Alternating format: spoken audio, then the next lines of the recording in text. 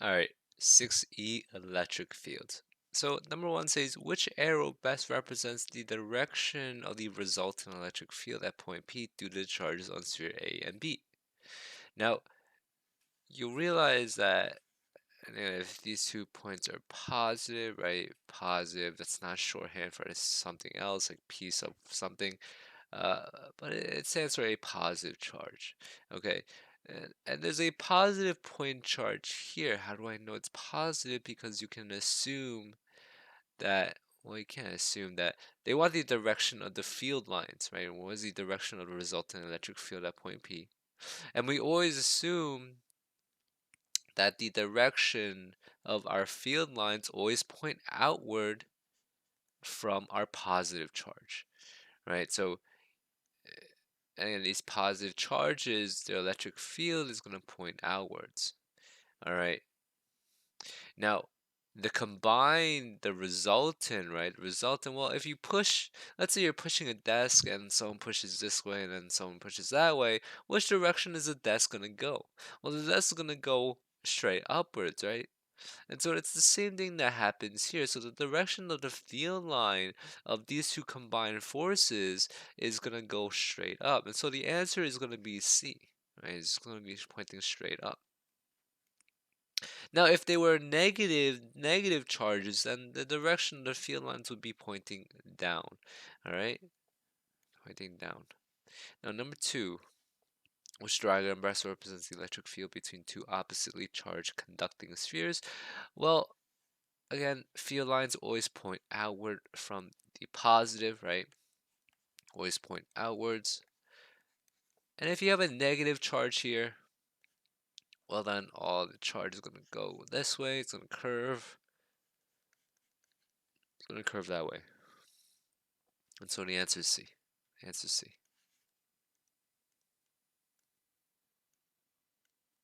Number three. A charged particle is located in an electric field where the magnitude of electric field strength is 2 times 10 to the third newtons per coulomb.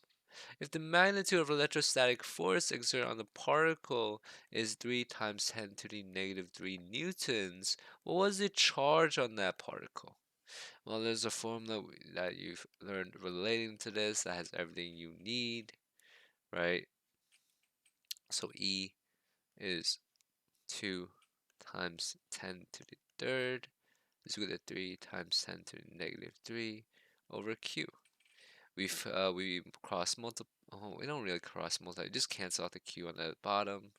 So you're gonna get that 2 times 10 to the 3 Q 3 times 10 to the negative 3. So divide this.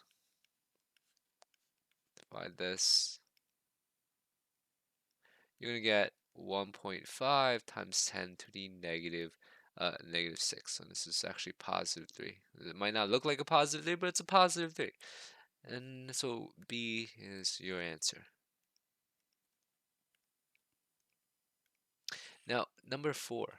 Electric field exerts an electrostatic force of 1.5 times 10 to the negative 14 newtons, right, with an electric field. So what is the magnitude of electric field strength at the location of the electron? Well, again, the problem says electrostatic force on an electron. The charge of one electron is this. The charge of one electron is this, all right? So now we have E is equal to Fe over Q, and we want to find out what E is. So 1.5 times 10 to the negative 14 divided by 1.6 times 10 to the negative 19. This is Newton over Coulomb, and then you're gonna get uh, I think you're gonna get 9.4 times 10 to the 4 Newton coulombs. Okay, I didn't do this with a calculator.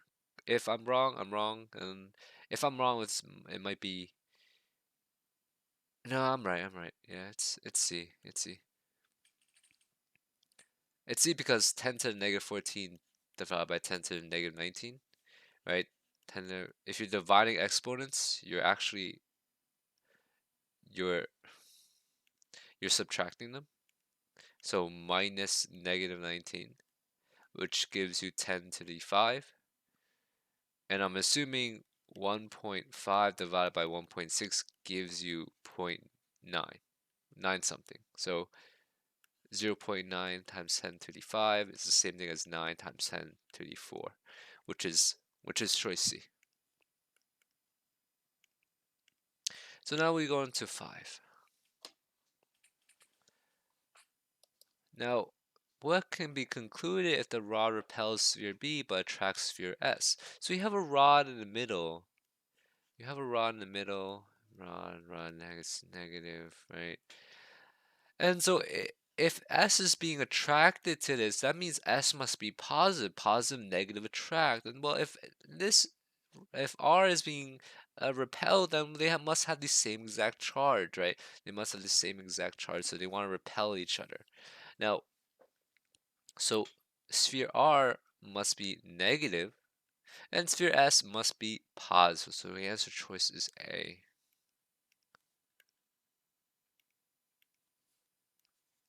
6. A 3 times 10 to the negative 9 Coulomb test charge is placed near a negatively charged metal sphere. The sphere exerts an electrostatic force of 6 times 10 to the negative 5 newtons, right? Okay. So now what is the magnitude and direction of the electric field? And we know the electric field is Fe over Q.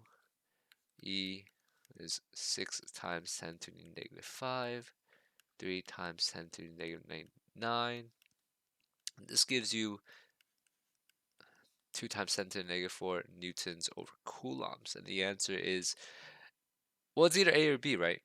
And we can assume that this is a positive test charge. And if you have a negative sphere and you put a positive test charge near it, what's going to happen is that they're going to they're going to attract.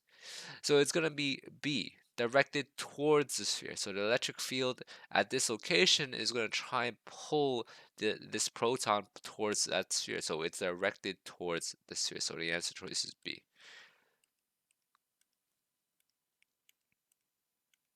Number 7. In the diagram below, point P is located in an electric field between two oppositely charged parallel plates. So if you have a parallel plate right here, and this is positive, and well, this is negative, okay? And so you have a point P here. Well, if at point P you put an electron, let's say this electron, well, this electron, it's going to repel, right? The negatively charged plate on the bottom is going to repel this electron. So this electron will want to go up. Alternatively, the positive charge plate will want to attract this electron. So this electron is going to go up as well. Right? So there's this a force vector here. Well, if on the other hand you have a proton, and you have a proton here, what's going to happen with this positive charge plate is that they're going to want to repel, right? Because so the proton is going to want to go this way. Well, alternatively, the negatively charged plate wants to attract this proton. So they both go in opposite directions, and these are opposite directions, and they have the same magnitude.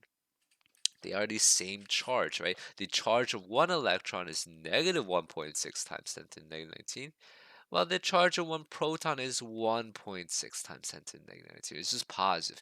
It's the same magnitude, it's just the fact that it's opposite direction. All right, so the answer choice is going to be B. Now, number 8. Which diagram best represents an electric field? Well, you know that the field lines point outwards from a positive charge, right? Outwards. And the field lines always go in towards a negative charge. Now, so A is really the only one that kind of looks right. B is wrong. B is saying that the field lines go towards the positive. C is the same exact thing. The field lines go towards the positive. And D is saying that the field lines go away from the negative, which is definitely not true. So the only possible choice is choice A. And so that's going to be this video.